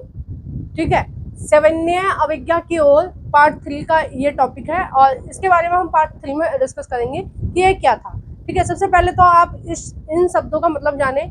सविनय माने बिल्कुल विनम्रता पूर्वक, ठीक है, हाथ जोड़ के, ठीक है, हाथ जोड़ के जो आग्रह करते हैं। ठीक है, सविनय मतलब पूरी विनम्रता पूर्वक अवज्ञा की ओर। अवज्ञा माने अब हम आपकी बात नहीं मानेंगे। ठीक है, हम बहुत ही विनम्रता से आपसे कह रहे हैं कि हम आपकी बात नहीं मानेंगे। ये नारा किसने दिया था, महात्मा गांधी जी ने। और महात्मा गांधी जी ऐसे किससे कह रहे हैं, सविनय अवज्ञा आंदोलन का मतलब था कि अब हम अंग्रेजों की कोई भी बात नहीं मानेंगे, कोई भी रूल नहीं मानेंगे। एक तरह से जो सविनय अवज्ञा आंदोलन था ये असहयोगी आंदोलन का ही रूप था। ठीक है, असहयोग आंदोलन में क्या हुआ था, 1920 में जो असहयोग आंदोलन आया था, फिर 1921 में क्या कर दिया था गांधी जी ने कि असहयोग आंदोलन और खिलाफत आंदोलन दोनों को जोड़ दिया था कि हिंदू मुस्लिम साथ हो जाओ और साथ में एक दिशा में काम करो ताकि अंग्रेजों के पैर उखड़ने लगे और अंग्रेज यहाँ से भाग जाएं। ठीक है, बाद में वो चोरा चोरी हत्याकांड हुआ और वो वापस ले लिया गया। ठीक है, अब उन्होंने फिर एक और आंदोलन चलाया, सविनय अवज्ञा आंदोलन। इस आंदोलन में क्या था कि हम अंग्रेजों के कोई भी रूल को फॉलो नहीं करेंगे, कोई भी बात अंग्रेजों की नहीं मानेंगे। ठीक है, एक तरह से वही था। ठीक है, अब हमने अपनी कहानी कहाँ छोड़ी थी, 1922 में। 1922 में चोरी जगह पर जो एक वारदात हुई, उसमें क्या हुआ कि एक पुलिस चौकी पर आग लगा दी गई और 22 पुलिस कर्मी उसमें मारे गए। और उसके बाद गांधी जी ने क्या किया, असहयोग आंदोलन वापस ले लिया। ठीक है, 22 में। अब देखो 23 से हम स्टार्ट कर रहे हैं दोबारा। ठीक है, पार्ट 3 में 1923 में एक और घटना हुई, जब 1922 में 22 में और 21 में असहयोग आंदोलन चल रहा था। तो उस दौरान वो जो अंग्रेज थे वो पूरी नजर रखे हुए थे भारतीय लोगों पर और उनको लग रहा था जो जो गड़बड़ करने वाले थे उन सबको वो जेल में डाल रहे थे। ठीक है, तो मतलब थोड़े थोड़े दिनों में कोई ना कोई बड़ा नेता उठ जाता था और उसको जेल में डाल देते थे। तो कांग्रेस पार्टी के ज्यादातर नेता जो थे वो कहाँ चले गए, जेल में चले गए। ठीक है, अब जो बाहर रह गए उनकी हिम्मत टूटने लगी क्योंकि मेन नेता तो जेल में चले गए, तो आंदोलन कहीं ना कहीं ठंडा पड़ गया। ठीक है, अब एक और नेता थे जो जवाहरलाल नेहरू के पिता थे। ठीक है, उनका नाम था मोतीलाल नेहरू। उनका नाम क्या था, मोतीलाल नेहरू। मोतीलाल नेहरू ये जेल के बाहर थे और CR दास, ठीक है, यानी कि चित्तरंजन दास, ये इन दोनों ने मिलकर क्या किया कि हम एक पार्टी बनाते हैं जिस पार्टी का हम नाम रखेंगे स्वराज पार्टी। ठीक है, और इन्होंने स्वराज पार्टी की स्थापना कब की, 1923 में की थी। और इस पार्टी को बनाने का मुख्य उद्देश्य ये था कि अंग्रेज ऐसे तो नहीं मान रहे हैं, आंदोलन करने से नहीं मान रहे हैं, विरोध करने से नहीं मान रहे हैं, तो हम क्या करेंगे, जो हर साल चुनाव करवाते थे, जब 1885 में कांग्रेस की स्थापना हुई थी उसके बाद से हर साल चुनाव होते थे और कुछ नेता चुन के जाते थे और उनके सुझाव लेकर अंग्रेज क्या करते थे, शासन करते थे भारत पर। ठीक है, तो उन्होंने क्या किया कि हम क्या करें, इन चुनावों में भाग लेने की कोशिश करें, भाग लें और हम विधायिका में जाकर, संसद में जाकर अपनी बात कहेंगे अंग्रेजों के सामने और अंग्रेज हमारी बातों को मानेंगे। ठीक है, इसी का सोचकर इन्होंने एक पार्टी बनाई जिसका नाम था स्वराज पार्टी। ठीक है, किसने बनाई, मोतीलाल नेहरू जी ने, ये भी एडवोकेट थे, और CR दास ने करवाई। ठीक है, नेहरू जी भी एडवोकेट थे और इनके पिता भी एडवोकेट थे। ठीक है, इसके 23 से और 25 तक धीरे धीरे आंदोलन चलता रहा। ज्यादातर लोग जेल में थे, आंदोलन ठंडा ही था। ठीक है, अंग्रेजों ने क्या किया कि भाई ये ठीक से रूल हो नहीं पा रहा है, यानी कि ठीक से शासन नहीं हो पा रहा है, इसीलिए कोई ना कोई आंदोलन स्टार्ट हो रहा है। तो क्या करें, भारत पर रूल करने के लिए, भारत पर शासन करने के लिए हम क्या कर रहे हैं, एक कमीशन बना रहे हैं और वो कमीशन भारत में नियम कानून बनाएगा जिससे भारत का जो शासन है सुचारू रूप से चल जाएगा। ये सारी जो प्लानिंग थी ये थी अंग्रेजों की। और अंग्रेजों ने क्या किया, 7-8 लोगों की एक कमेटी बना दी जिसके अध्यक्ष थे जॉन साइमन। ठीक है, नाम क्या है, John Simon, sir John Simon थे। ठीक है, उनके देख रेख में कमेटी बनाई गई, एक कमीशन बनाई गई और वो आई थी 1928 में। ठीक है, और इसका मेन काम था भारत के लिए नियम कानून बनाना, भारत के शासन को अच्छी तरह से कैसे चलाया जाएगा उस पर सुझाव देना। अब प्रॉब्लम क्या थी, प्रॉब्लम ये थी कि जो 7 सदस्य थे इनमें से कोई भी भारतीय नहीं था, ना तो इनमें हिंदू थे, ना मुस्लिम थे, सिख थे, ईसाई थे, कोई नहीं था, भारत का कोई नहीं था। और ये सारे के सारे सदस्य कौन थे, ये सारे के सारे सदस्य इंग्लैंड के थे। तो भारतीय लोगों ने इस बात पर विरोध किया कि हम पर शासन करने के लिए हमारे लिए सुझाव दिए जा रहे हैं, हम पर कानून बनाने की प्रक्रिया चल रही है और इसमें एक भी भारतीय क्यों नहीं है। इसका मतलब ये हुआ कि अंग्रेज सरकार क्या करेगी, अपने फायदे के लिए कोई भी कानून बना देगी, कोई भी हम पर टैक्स थोप देगी, किसी भी चीज के लिए मना कर देगी, कहीं भी जाने आने के लिए मना कर देगी, मतलब पूरी तरह से इंग्लैंड का ही शासन हो जाएगा। तो हमारा जो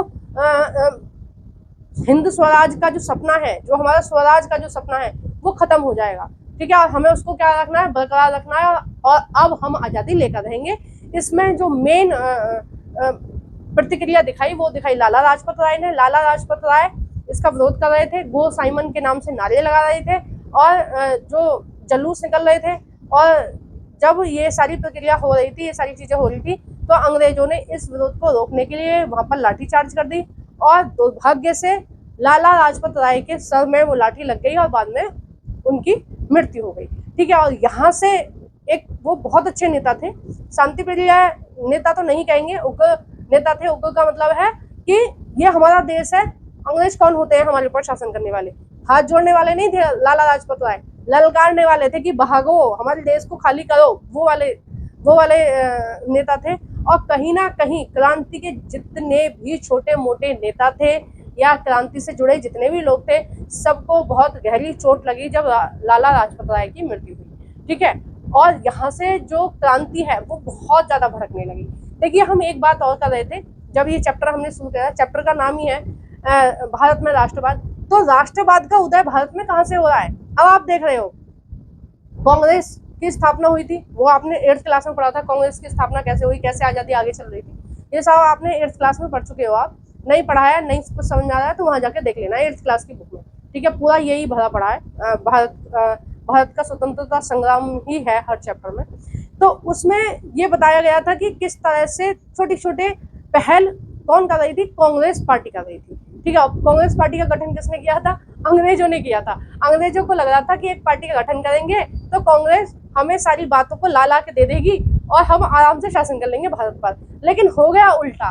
उल्टा कैसे हो गया? जब कांग्रेस के लोग थे जो भारतीय थे, ठीक है, कांग्रेस के लोग कौन थे? पूरे के पूरे भारतीय थे।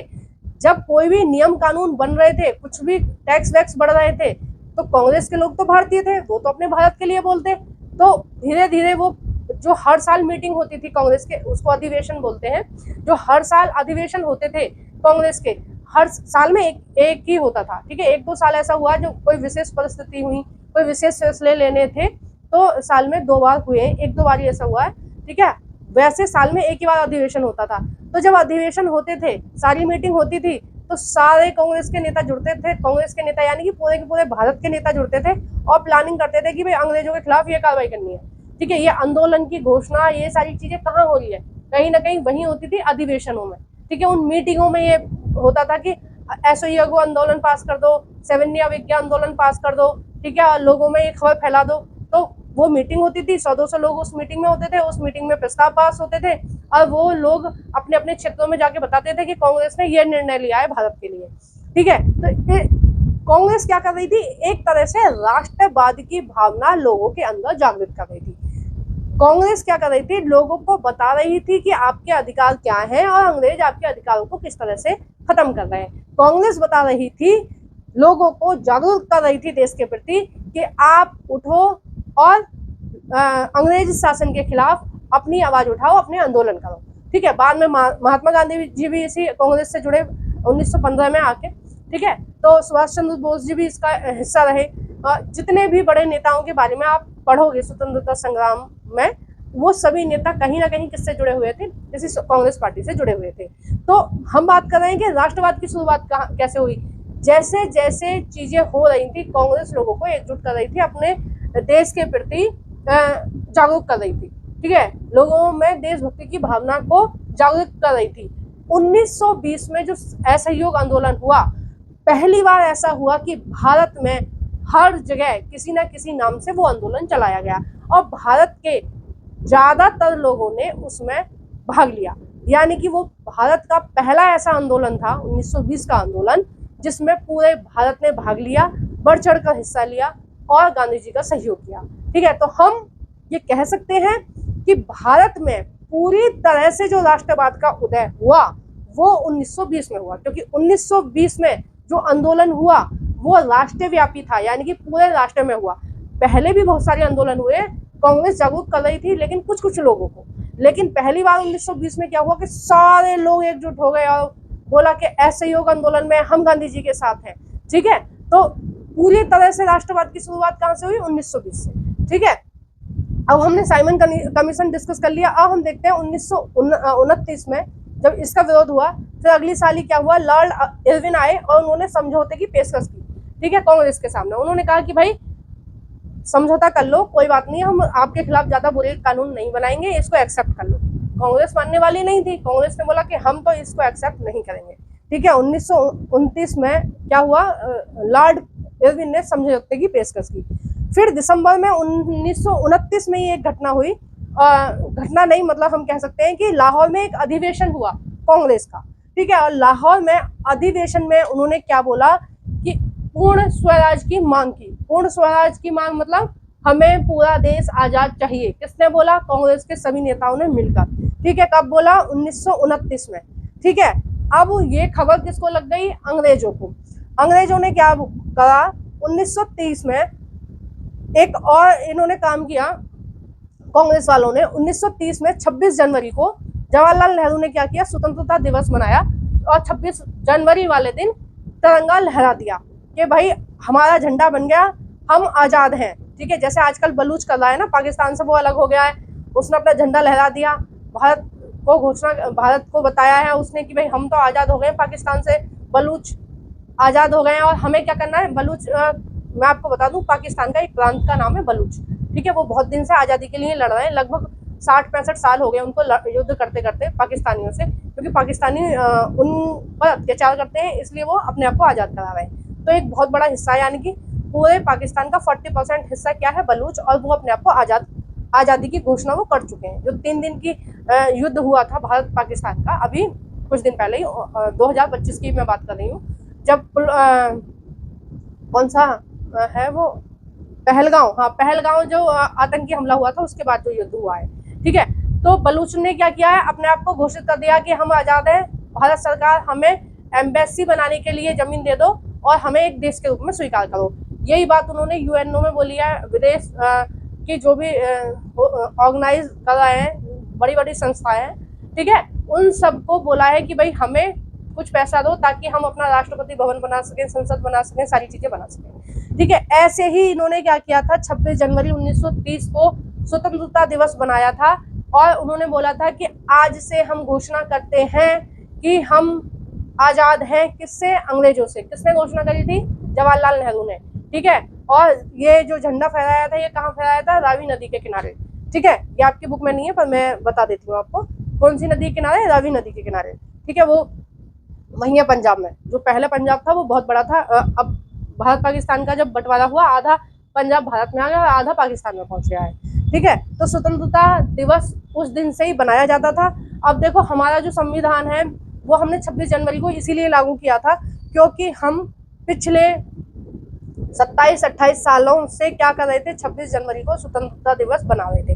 हर साल बनाया जाता था, ठीक है। 1930 के बाद में ये हर साल बनाया जाता था, बहुत छोटे रूप में बनाया जाता था, कांग्रेस के सारे नेता जुड़कर झंडा फहराते थे, बहुत छोटा रूप में बनाया जाता था। अब तो खुल के बनाते हैं क्योंकि अंग्रेजों का कोई डर नहीं है, जब तो डर था, ठीक है।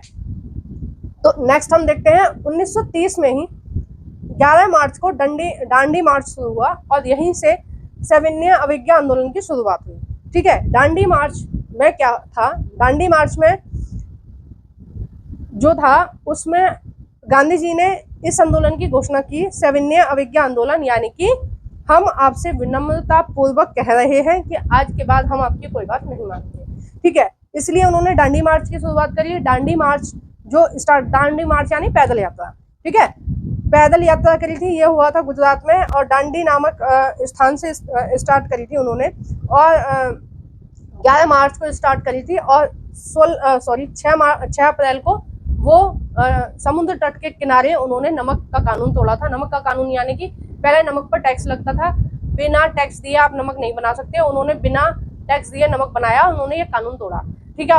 वो इस बीच में 11 मार्च से 6 अप्रैल तक वो हर रोज क्या करते थे, 10 किलोमीटर चलते थे और लोगों को समझाते थे कि अंग्रेजों की कोई बात मत मानो, अंग्रेजों को टैक्स मत दो, अंग्रेजों को किसी भी तरह का कर मत दो, अंग्रेजों की जो भी नियम कानून अंग्रेज बना रहे हैं उनको आप लोग मत मानो, ठीक है। ये सारी चीजें वो समझाते चलते थे हर गांव में, ठीक है। 1930 में नवंबर में ही पहला गोलमेज सम्मेलन हुआ, ठीक है। गोलमेज सम्मेलन का मतलब है कि गोलमेज का मतलब समझ रहे, एक गोल सी मेज है, ठीक है, उसके चारों तरफ कुर्सी बिछी हुई है, मतलब गोल सारी कुर्सियां बिछी हुई हैं और आपस में बात चल रही है और वहाँ पे चाय कॉफी कुछ रखा हुआ है और कोई गंभीर मसले पे डिस्कशन चल रहा है। तो इस गोलमेज सम्मेलन के लिए गांधी जी को यानी कि कांग्रेस को आमंत्रित किया कि भाई आ जाओ, समझौता करते हैं, ये सब 7 ईयर अविज्ञा आंदोलन मत चलाओ, ये इतना रायता मत फैलाओ, हम शासन नहीं कर पा रहे हैं तुम्हारे ऊपर। पर कांग्रेस नहीं मानने वाली थी, कांग्रेस नहीं गई इस अधिवेशन में और भारत से केवल और केवल भीमराव अम्बेडकर जी गए थे। ठीक है, और कोई नहीं गया, केवल भीमराव अम्बेडकर जी गए थे पहले गोलमेज सम्मेलन में। ठीक है, डेट आप याद रखेंगे, डेट बिल्कुल नहीं भूलना है। 22 तक की कहानी मैंने पिछले बोर्ड पे पढ़ाई। इसमें 23 में हिंद स्वराज पार्टी की स्थापना हुई, 28 में साइमन कमीशन आया, 28 में लाला लाजपत राय की मृत्यु हुई। ठीक है, 29 में लॉर्ड इरविन ने बोला कि भाई समझौता कर लो, इन्होंने बोल दिया नहीं हम नहीं कर रहे समझौता। 29 में लाहौर में अधिवेशन हुआ, उन्होंने क्या बोला कि अब हम आजाद होना चाहते हैं। 30 में स्वतंत्रता दिवस बनाया गया और 1930 में फिर दांडी मार्च शुरू हुआ कि अब हम इनकी कोई बात नहीं मानेंगे अंग्रेजों की। एक तरह से ये असहयोग आंदोलन ही था। ठीक है, असहयोग आंदोलन ही तो यही था। ठीक है, उसमें सबने जॉब वॉब छोड़ दी थी, इसमें जॉब नहीं छोड़नी थी, बस उनका कोई भी रूल नहीं मानना था, उनका कोई भी कानून नहीं मानना था। ठीक है, 1930 में फिर एक गोलमेज सम्मेलन हुआ जिसमें कांग्रेस को इन्विटेशन आया और कांग्रेस से कोई भी आदमी नहीं गया, क्योंकि कांग्रेस के जो नेता थे वो कह रहे थे कि आप पहले हमारी मांगों को पूरा करो तब हम आपकी बात मानेंगे। ठीक है, अब 1930 31 जनवरी को गांधी जी ने इरविन से 11 सूत्री मांग की।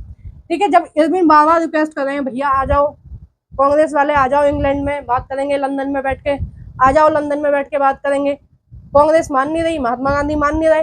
महात्मा गांधी ने एक बात निकाली, उन्होंने बोला कि ये मैं 11 मांग रख रहा हूँ आपके सामने, अगर आप मेरी इन 11 बातों को मान लेंगे तो मैं लंदन में आपके गोलमेज सम्मेलन में आऊंगा।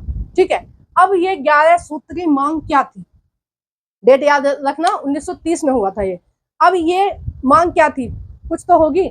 इन मांगों में गांधी जी ने क्या किया था, गांधी जी चाहते थे कि सारे लोग मिल जाएं, सारे लोग साथ में लड़ो। ठीक है, इकट्ठे रहो, तभी तो हम इसकी सामने वाले की बैंड बजा सकेंगे। कहते हैं ना एकता में शक्ति होती है। तो सब लोगों को इकट्ठा करने के लिए जो जो समस्या उस समय चल रही थी उन सभी समस्याओं को एक कागज पर लिख लिया। वो सभी समस्या मिलकर कितनी हुई, 11 सूत्री हुई। ठीक है, 11 समस्या थी और उनमें से उन्होंने किसानों के लिए, किसानों की जो समस्या चल रही थी टैक्स से रिलेटेड, व्यापारियों की समस्या चल रही थी, ठीक है, उसको भी लिखा उसमें, और उन्होंने दलितों की समस्या भी लिखी, उन्होंने मुस्लिमों की समस्या भी लिखी। ठीक है, उन्होंने जो नियम कानून बन रहे थे भारतीयों के खिलाफ उन सभी समस्याओं को लिखा। और इन 11 सूत्री जो मांग थी इनमें भारत के प्रत्येक वर्ग के लोगों का ध्यान रखा गया, यानी कि पूरे भारत में गरीब, अमीर, मजदूर, ठीक है, किसान और छोटे तबके के मजदूर, सबकी समस्याओं को इकट्ठा किया। ठीक है, गवर्नमेंट जॉब वाले सबकी समस्याओं को इकट्ठा किया, एक पेपर पे लिख लिया, 11 पॉइंट हो गए। और इरविन से बोला कि इन 11 पॉइंट ने मानते हो तो हम तुम्हारे गोलमेज सम्मेलन में आएंगे, नहीं मानोगे तो नहीं आएंगे। ठीक है, बाद में कांग्रेस राजी हो गई, इरविन ने राजी कर लिया कि भाई ठीक है आ जाओ, कुछ कुछ हम इनमें से मान लेंगे तुम्हारे, तुम आ जाओ। ठीक है, दूसरा गोलमेज सम्मेलन हुआ था लंदन में 1931 में। ठीक है, ध्यान रखना, 30 में पहला, ठीक है, ये रहा 30 में पहला, 31 में दूसरा और 32 में तीसरा। ठीक है, ये बहुत इंपॉर्टेंट है, याद रखना, एग्जाम में पूछा जाता है। 30 में पहला, 31 में दूसरा और 32 में तीसरा। अब इसमें हमारे महात्मा गांधी जी गए कांग्रेस की तरफ से, लंदन में गोलमेज सम्मेलन चल रहा था, वहां बातचीत चल रही थी और भीमराव अम्बेडकर जी भी गए थे। भीमराव अम्बेडकर जी ने बोला कि हमें अलग निर्वाचित क्षेत्र चाहिए। निर्वाचित क्षेत्र का मतलब जिन क्षेत्रों में दलित लोग रह रहे हैं, एससी के लोग जिन क्षेत्रों में रह रहे हैं, उन क्षेत्रों के जो चुनाव लड़ने का अधिकार है केवल दलितों को होना चाहिए। उनमें ब्राह्मण हैं, क्षत्रिय हैं, वैश्य हैं, कोई भी हैं, वो चुनाव नहीं लड़ सकते। आप हमें एक क्षेत्र दे दो, वो क्षेत्र में दलित रहेंगे और उनका मतलब एक तरह से उन्होंने बोला कि एक एरिया ऐसा बना दो जिसमें SC SC के लोग रहेंगे।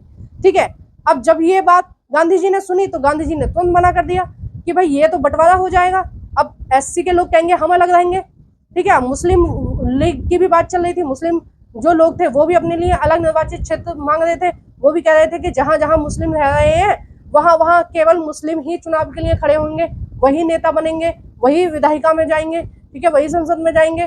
तो गांधी जी इन सब बातों से नाराज होकर अद्वितीय गोलमेज सम्मेलन को बीच में ही छोड़कर भाग आए।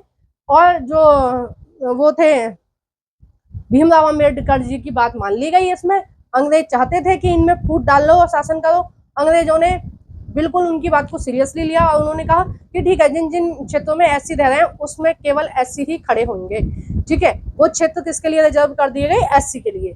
अब इस बात को लेकर गांधी जी ने बहुत बवाल काटा कि भाई ऐसे क्या होगा, हम तो तुम सब लोग बट जाओगे, मुस्लिम कह रहे हैं हम अलग रहेंगे, तुम कह रहे हो हम अलग रहेंगे, ठीक है, तो क्या होगा, ये तो बहुत गड़बड़ हो जाएगी। बातचीत चलती रही काफी दिन तक। और मैं अगली साल तक महात्मा गांधी जी ने अंबेडकर जी को समझाया। उन्होंने बोला कि निर्वाचित क्षेत्र मत मांगो, यानी कि एक पूरे क्षेत्र को अपने लिए रिजर्व मत करो। हम क्या करेंगे, जहां जहां दलित लोग रह रहे हैं, जहां जहां दलितों की आबादी है, वहां कुछ सीटों को आरक्षित कर देंगे कि इन सीटों पर एससी के लोग खड़े होंगे, ठीक है, तो एससी के लोग प्रशासन में आ जाएंगे, है ना। तो ऐसे करेंगे। और ऐसे ही मुसलमानों से भी कही जा रही थी बात कि हम क्या करेंगे, जिन जिन क्षेत्रों में मुसलमान रह रहे हैं उनमें मुसलमानों को सीट दे देंगे कि भाई यहाँ से तुम चुनाव लड़ लो, ठीक है। तो ऐसा कर लेते हैं। क्षेत्र निश्चित मत करो कि अब यहाँ कभी भी और कोई जाति के लोग खड़े नहीं होंगे। क्या करो तुम, कुछ सीटों को आरक्षित कर लो कि जैसे अगर 40 सीटों पर चुनाव होने हैं, ठीक है, जैसे 40 सीटों पर चुनाव होने हैं तो 11 सीटों पर, ऐसे आंकड़े है नहीं, मैं अपनी तरफ से उदाहरण दे रही हूँ, ठीक है, तो 11 सीटों पर केवल एसटी के लोग ही खड़े होंगे, ठीक है। या फिर अगर मुस्लिमों की बात है कि 6 सीटों पर या 12 सीटों पर, कोई भी, इन पर केवल मुस्लिम खड़े होंगे, ऐसा कर लो। मतलब क्षेत्र निश्चित मत करो कि ये क्षेत्र, ये जो इलाका है मुस्लिमों का हो गया, ये इलाका एससी लोगों का हो गया, ऐसे मत करो। सब लोग मिलकर रहो।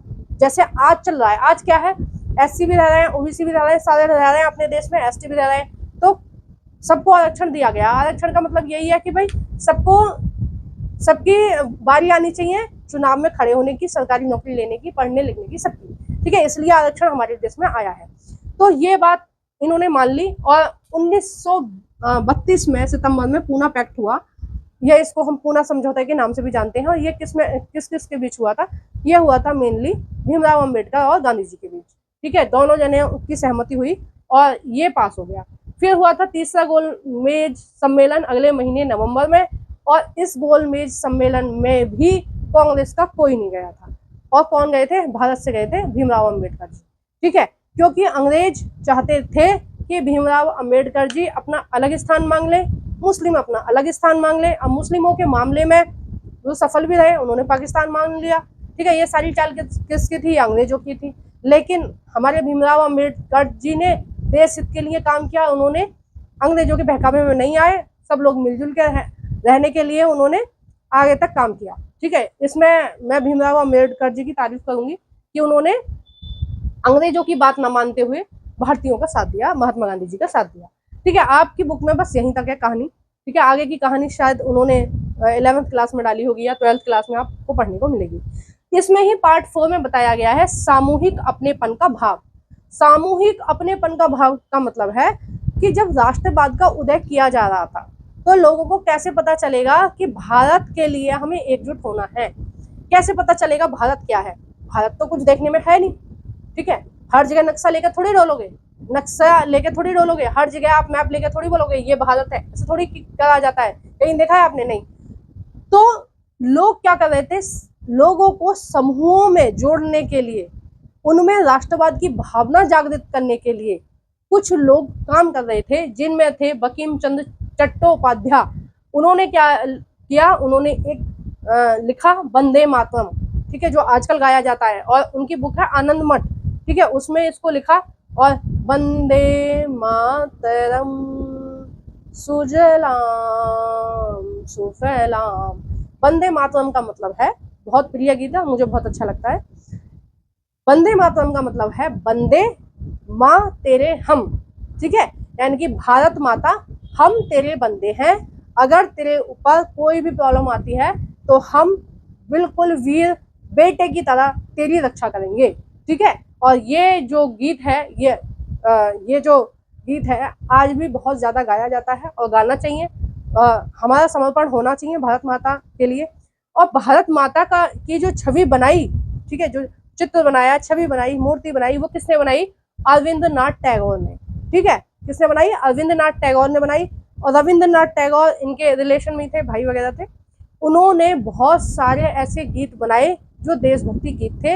इन गीतों के जरिए, इन छवि के जरिए, इन वंदे मातरम के जरिए लोगों को एकजुट करने की कोशिश कर रहे थे उस समय लोग। ठीक है, तो ये था। और 1921 में एक घटना और हुई, मैं आपको बताना भूल गई। असहयोग आंदोलन से पहले महात्मा गांधी ने एक झंडा बनाया, जैसे अब अशोक चक्र है ना झंडे के बीच में, तब क्या था? तब चरखा था। ठीक है, क्योंकि स्वदेश अपनाओ विदेशी भगाओ ये वाली चल रहा था ना असहयोग आंदोलन में। तो उस समय महात्मा गांधी जी ने एक अपने देश के लिए, अपनी स्वतंत्रता के लिए एक झंडा बनाया था, और उस झंडे में सफेद, हरा और लाल रंग था। ठीक है, और बीच में अशोक चक्र की जगह क्या था? चरखा था। और आजादी के बाद तक भी ये चरखा रहा, बाद में हटाया गया है और बाद में इसकी जगह अशोक चक्र लगाया गया है। ठीक है, तो ये सारी चीजें कहीं ना कहीं चल रही थी। लोग आंदोलन के साथ साथ इन सभी चीजों को भी कर रहे थे ताकि लोग एकजुट हो सकें, ताकि लोग सब साथ आ सके। महात्मा गांधी जी का पूरा पूरा फोकस किस पे था? कि सभी भारतीयों को, चाहे किसी धर्म से, किसी जाति से, सबको एक साथ लो और अंग्रेजों के खिलाफ लड़ो, तभी हमें आज़ादी मिलेगी। और ऐसे ही हमें आज़ादी मिली है, जब हम सब लोग एकजुट हो गए तब हमें आज़ादी मिली है। वरना अगर हम अलग अलग रहते तो आज़ादी नहीं मिलती। आज भी हमारा जो भारत है वो पूरी तरह से एक है। भारत पाकिस्तान का जो युद्ध चल रहा है या अनबन जो हुई है, उसमें पाकिस्तान का साथ दिया था तुर्की ने और अजरबैजान ने। भारत में पूरी तरह से जो भारत के व्यापारी हैं, जो फिल्मी दुनिया के लोग हैं, उन्होंने तुर्की के साथ कोई भी व्यापार करने से मना कर दिया है, कोई भी मूवी बनाने से मना कर दिया है। वहाँ के एक्टर यहाँ नहीं आएंगे, यहाँ के एक्टर वहाँ नहीं जाएंगे। पूरी तरह से तुर्की का, अजरबैजान का बहिष्कार चल रहा है कि तुमने हमारे खिलाफ युद्ध कैसे लड़ा। ठीक है, पाकिस्तान की आड़ में जितने भी ड्रोन भारत पर हमला करने के लिए आए, वो सारे ड्रोन तुर्की के थे। ठीक है, वो सारे ड्रोन किसके थे? तुर्की के थे। तो भारत क्या है? एक है। अब चाहे हिंदू है चाहे मुस्लिम है, सब एक है। एकजुट होकर पाकिस्तान को दिखा दिया कि हम भारतीय हैं और हम सब एक हैं, चाहे हम किसी भी धर्म से हैं। कोई मैटर नहीं है, हम हिंदू हैं, मुस्लिम हैं, सिख हैं, ईसाई हैं, कोई मैटर नहीं है। ठीक है, हमारे घर में या हमारे देश में आरक्षण के लिए लड़ाई हो रही है, जातिगत गणना के लिए लड़ाई हो रही है, किसी के लिए भी लड़ाई हो रही है। सब घरों में लड़ाई होती है, आपके घरों में, हमारे घरों में, सबके घरों में लड़ाई होती है। देश भी क्या है? एक घर ही है ना। अब ये हमारा आपस का मसला है कि किस चीज के ऊपर हम में लड़ाई हो रही है, वो हम अपना आप सुलटा लेंगे। लेकिन अगर कोई पड़ोसी आएगा, कोई पाकिस्तान आएगा, कोई बांग्लादेश आएगा, कोई श्रीलंका आएगा, कोई नेपाल आएगा, कोई भी देश आएगा, कोई चीन आएगा, तो हम सब एक हैं और एक होकर अपनी भारतीय सेना का साथ देंगे, अपनी सरकार का साथ देंगे और उस दुश्मन को मार गिराएंगे। ठीक है, इसी के साथ मैं इस वीडियो को समाप्त कर रही हूँ। आपको वीडियो कैसी लगी है प्लीज कमेंट बॉक्स में बताइएगा। वीडियो को जोर से लाइक कर देना। जो भी फ्रेंड आपके एनसीईआरटी पढ़ना चाहते हैं 6 से 10 क्लास तक की, उन सभी फ्रेंडों के साथ मेरी इस वीडियो को शेयर करना बिल्कुल नहीं भूलना। प्लीज शेयर कर देना। कमेंट बॉक्स में जरूर बताना वीडियो कैसी लगी। Thank you for watching everyone. और इस वीडियो के बाद आपको इस पूरे चैप्टर के अलग अलग पार्ट कराऊंगी मैं। ठीक है, 4 पार्ट है, 1, 2, 3, 4 तक अलग अलग पार्ट कराऊंगी, स्क्रीन पर कराऊंगी। ठीक है, उन सबको भी देखना नहीं भूलना है। अगर आप इस वीडियो को बाद में देख रहे हैं तो इस वीडियो के डिस्क्रिप्शन में जो लिंक डली हुई है, आप उस लिंक पर क्लिक कर इसके उन चारों पार्टों को भी देख सकते हैं और एमसीक्यू भी देख सकते हैं, एमसीक्यू वाली प्लेलिस्ट में।